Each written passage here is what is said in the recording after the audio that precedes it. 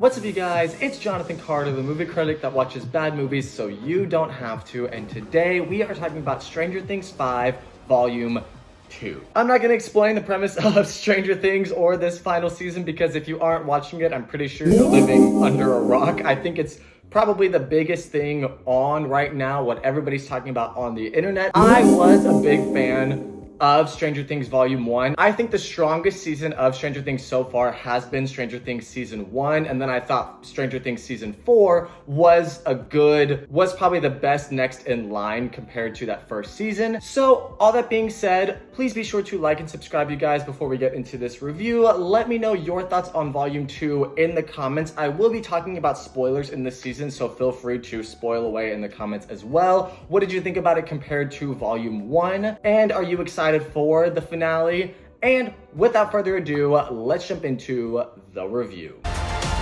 We need to be a team. Okay, so right off the bat, Stranger Things 5 Volume 2 has the best and worst qualities of Stranger Things on display. What does that mean? Well, since season 1, I do feel like the show has kind of stumbled through like a couple of seasons. And really with season 5, the show is at its best when all of its characters are together. Stranger Things is always at its best in those personal character moments, or the jabs between Steve and Dustin, or the love relationship between Mike and Will, or Mike and Will. Mike and Elle, Jonathan and Nancy, that Jonathan, Nancy, Steve kind of triangle, love triangle. And of course, in the exploration of the Upside Down, the massive world building that especially like season 4 did, Stranger Things is at its strongest when it's doing things like that. And on that front, there is a lot to love in Volume 2. We finally do get the characters together again towards the end, kind of like how Volume 1 started with all of our characters doing the crawl through the Upside Down. We get this kind of world-ending plan from the entire group here. Hopper chimes in, Dustin, Steve, about this like wormhole bridge connecting the Upside Down to Dimension X, and Vecna wanting to like merge these worlds together. We have our team ready to go in a pretty like kick-ass ending few minutes of Volume 2, where they're flying through the military base and getting into the Upside Down, and there's the whole shootout with Hopper and Nancy and the military and everything like that. Like, those moments really do hit. Also, in comparison to Volume 1, Stranger Things Volume 2, 5 Volume 2, has, in my opinion, better character moments. We finally get this kind of end to Jonathan and Nancy's love triangle relationship thing in a very powerful moment of the two of them together, though that scene to me was kind of vague. I was like, did they just break up? Are they still together and kind of reworking on their relationship a little bit? A lot of the internet and the Duffer Brothers themselves have said that they did break up, but to me, I wouldn't be surprised in the finale if they do get together, but I do at least enjoy and like they put an end to that love triangle that started in season 4, especially with Nancy saying that she is not interested in Steve at all. We also finally get the resolution to this Dustin and Steve kind of head-to-head fighting plotline that they had in Volume 1, with Dustin really going through and processing his trauma from the death of Eddie in season 4. And you finally get them, Steve and Dustin, united together at the end on the same page. There's a lot of good happening in Volume 2, but there's also kind of a lot of not good. First of all, the cast is too big. The cast is too big. This feels like, yeah, like an Avengers Infinity War Endgame level of like bringing the cast together.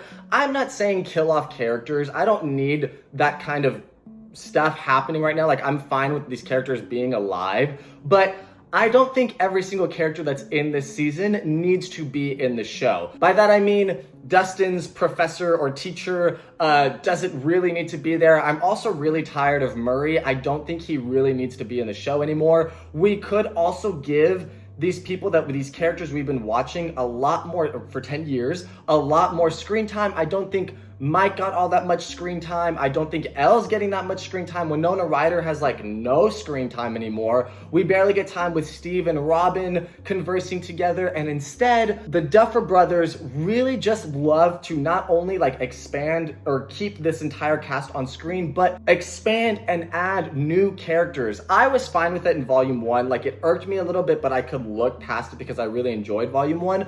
But Volume 2 was really getting on my nerves with this entire Holly Wheeler plot time. That actress is a very good actress, but that entire plot of Vecna or Henry's mind, like trapping these kids in that house, all of it having to do with the kids and Holly like trying to fight them off and everything like that, potentially the worst storyline in all of Stranger Things. Yes, including Elle's sister bottle episode way back in season 2. I don't write it out of the show. I don't need it. I don't want to spend time with these kids that I don't know when I could be watching Elle, Mike, Steve, Nancy, Jonathan, Joyce, Hopper, like spending time with those characters in the final hours of Stranger Things. So I don't know why the Duffer Brothers put that entire plotline in there. I literally would have just cut it out. And even Holly that actress being a really, really great actress, and we are moving Max's plotline forward from season 4,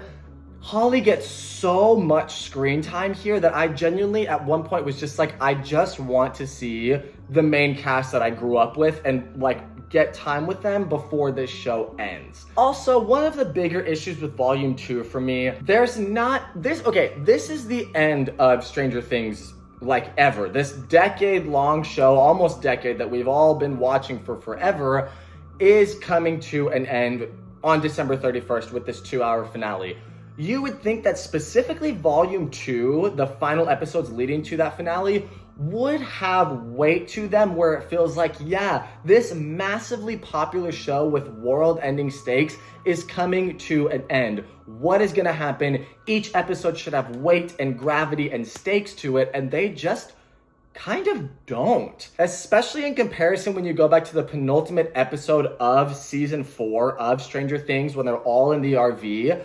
Every episode of season 4, especially that second to last one and even the last one, the finale, had so much weight and dread to it where you were literally like, I don't know if our characters are going to win or if like half of the cast is going to die. Now, they don't need to die. I'm just saying, where is that weight and gravity to the actual final season of Stranger Things when the last season did that in a much better way where it made you feel like you really don't know what is going to happen. If you like watch season 4 and 5 side by side, season 5 feels like this is like amateur, or Volume 2 at least, like amateur playtime in comparison to how high of the stakes season 4 was. I also do personally feel like a lot of Volume 2 was kind of like plot conveniences and how fast our characters were solving these mysteries, like Robin connecting Max and Will and Vecna's mind with the vinyls, and then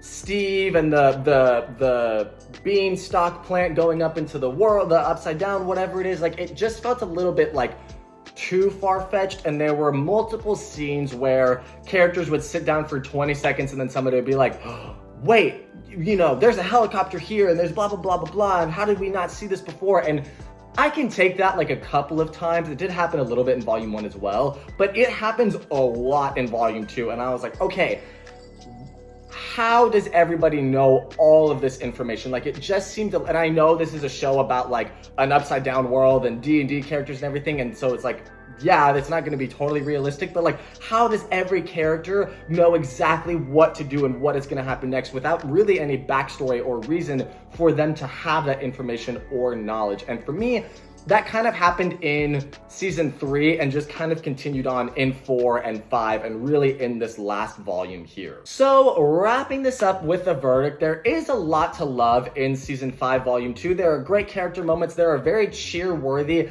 action scenes, specifically in the last few minutes of the volume. We get the touching moment with Jonathan and Nancy, even though it's not really entirely clear what exactly is going on there. And we do get an explanation of the Upside Down. It does kind of add this stake of like, we are going into the finale of Stranger Things but it definitely could have been written in a way where it did feel more like this is the end of the show. We could have spent more time with our main cast here instead of expanding and filling it out with so many other side characters and new characters to this show. So all that being said, I'm gonna give Stranger Things 5 Volume 2 a 6.5 out of 10. And I do feel like it was a step down from Volume 1, even though it's not bad. I still enjoyed it, but I just feel like it could have been better. But let me know your thoughts on Stranger Things 5 Volume 2 down below in the comments. Please be sure to like and subscribe. What is your hype level for the finale of Stranger Things? Thank you all so much for watching, and as always, I will see you guys on the next one.